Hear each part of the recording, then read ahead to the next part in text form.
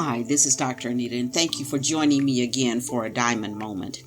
In our past few episodes, we've been talking about reevaluating our past. We've been talking about the fact that some of the negative things that occur in our past have a direct correlation to where we are in life today.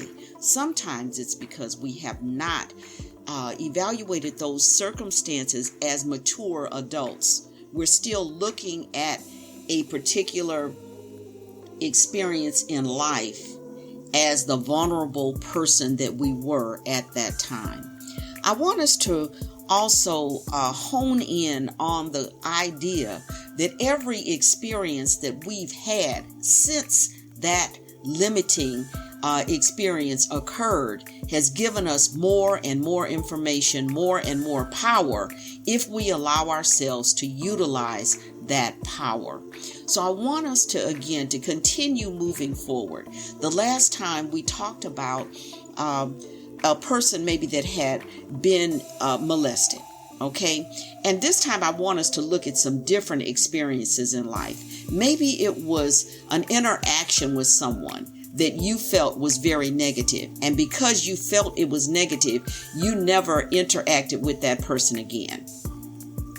I always say that when we point at one person, we have three fingers pointing back at ourselves. And we would do well to take a look at our role in any interaction. Was I appropriate? Was I inappropriate? And then be able to tell ourselves the truth. We again can look around us in our culture, and we can see people who make it a habit of blaming their poor behavior, their poor decisions on anyone and everyone but themselves. What happens is you begin to see a pattern. You begin to see that same thing occurring over again.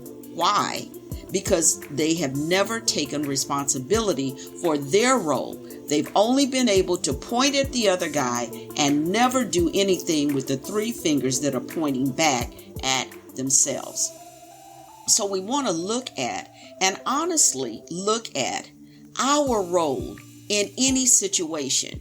Was it me? Was it the other guy? How could I have changed this? What we're talking about is not, once again, not going back to review past horrible things, to be re-traumatized, re-injured, and to reinforce this behavior, these thoughts that we've had. But we're going back so that we can debunk them, so that we can see the reality and the truth of the situation. Because when we are able to acknowledge the truth, part of this was me, part of this was not that other guy, then we're able to change the one person that we can change, which is ourselves. Now we're able to see how maybe that behavior, that response has played out in other relationships that have caused the same outcome. Once we're able to see that, now we're able to make those conscious decisions that we referred to before. Being able to look at it in a way that says, if I go a different direction, I'll have a different outcome. I'll have different experiences, rather than insisting upon going the same way and then coming back and complaining about the same occurrences, the same situations, the same people, the same experiences happening over and over and over. The only reason why they're happening over again is because of those different people. The only person who remained the same was you. So we need to look at it in terms of changing ourselves.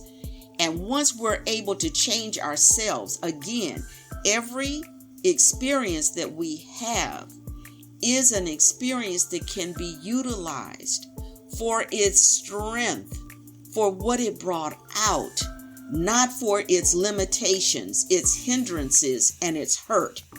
So we're looking at experiencing a different life because we went through those things.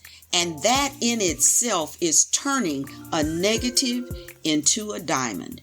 Because now that I know what happened truthfully, not as a child, not as a teen, But as a fully functioning adult, now I have the ability to recognize signs before it occurs again in my life. Now I have the ability to make a decision on moving forward or not. And now I'm not running from anyone or anything. And that's very important. Sometimes if we don't challenge those thoughts, those beliefs, we're still running away. We haven't gained any experience except how to run faster and farther and longer. We have not gone back to pull up the root of dysfunction that caused in our life. Not the other guy's life, but in our life. And how that experience may have hindered me from other experiences. So that needs to be evaluated as well. Sometimes we can view things as extremely negative when in all actuality, if we would take a moment and listen to what's being said to us, we might be able to avoid some things. And I'm saying this in the context of sometimes as a teen or as a young adult, there may have been someone who was trying to provide you with some sound counsel, some insight from where they've been in life to be able to benefit you. And we've taken that as an assault against our independence. And in so doing, we determine the last thing I'm going to do is listen to you. And what ends up happening many times, if that advice was sound, if that observation was true, if that person did not have an ulterior motive in mind, we end up experiencing the same thing that we may have been able to avoid if we'd listened. So we have to also look at things in terms of, have I been warned about this? Did someone tell me that this behavior would lead to this outcome? And I decided they're trying to run my life. They're trying to tell me what to do. And I'm not going to let them get away with that. And in so doing, it's an old expression that says you cut off your nose to spite your face. You've injured yourself trying to prove someone wrong, as opposed to getting quiet, getting still, and evaluating whether any of the information that they passed on to you is accurate, is true, whether it holds value. Maybe you don't have to take and eat the whole pie. Maybe you just need a slice of the pie. Maybe part of what they said might be one of those blind spots that we all have, that we need someone to speak into and say, have you thought about this? And maybe even if they didn't phrase it in that way, maybe they phrased it in a way that you deemed was demeaning. Is that really what they meant? Did they really mean to demean me? Or were they trying to get across a point and maybe utilized a poor choice of words? I'll put it that way. So we want to be able to take creative criticism, evaluate it for the truths in our own lives. And once we've done that, now we have something that we can work with. Now we have a way to be able to measure our behavior to see, is it me? Is it the other guy? Have I corrected maybe what they saw or an aspect of what they saw? Maybe what they were observing in me was a fluke. It was something that doesn't happen often. Maybe they caught me on a bad day. Maybe they caught me when I was extremely tired, or I don't usually react like that. Maybe they caught me at a time where I needed to go back and say, you know what? I'm sorry, because that's not really who I am. And if they did, look at it, take that into consideration, and then reevaluate what they were trying to share with you. Once we reevaluate what they were trying to share with us, we're at a point where we can take that experience, reframe it, modify our perception of that situation, and possibly get a true diamond out of that. I continue to say, we have to challenge limiting behaviors. If we're experiencing the same thing over and over and over, it is not the other guy, it is us. If we're meeting people who have different names, different backgrounds, different cultures, and we're still having the same experience with them, we can't blame it on the other person. We have to look at ourselves. If we continue to go into relationships and they turn negative immediately, and these are all different people, nobody had the other guy's phone number. They weren't having a convention and talking about you. Maybe what you're experiencing is something that needs to be changed.